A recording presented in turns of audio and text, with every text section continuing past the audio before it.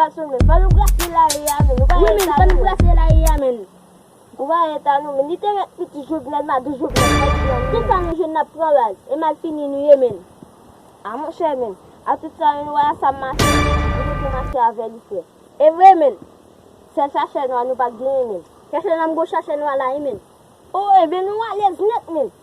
Oui men, Se son nou jene na pran sa nan fe la men, nou ba nan wa men. Na prese nou nan la wwa papa. Aboti, An ale papa.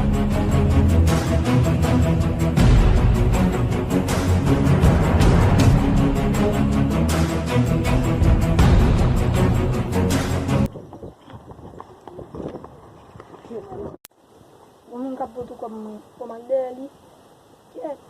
Al gine beze. Le kaka.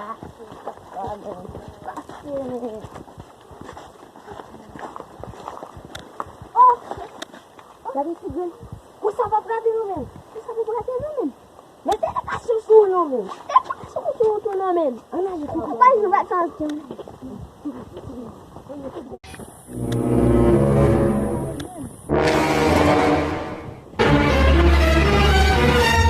Kope la. Oh! Mwen ta s'il vous plaît. Yo men, la de Apre. Yo. Lori bon ake.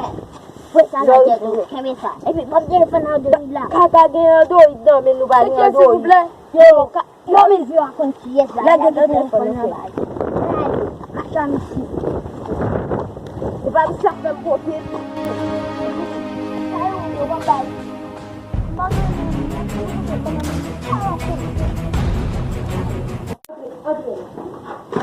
Ok, anishi. Masye. Entre men. E pa mi sak pokon. Nou anke. Anke fè isi. Kale.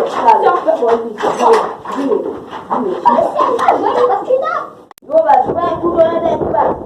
Yo, ben kon telefon yo. Mwen kon telefon an, fè rapid bas. Quand tu dis c'est 45. Kounya. Kode yon numero kom yon. Numéro comment? Alors, quand on peut marquer ISO. ISO village.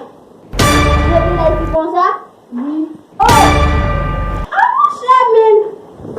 Sa kon yon kase men? E pa fok men nou men, e blag nou da fè. E blag nou da fè an, men. Men sa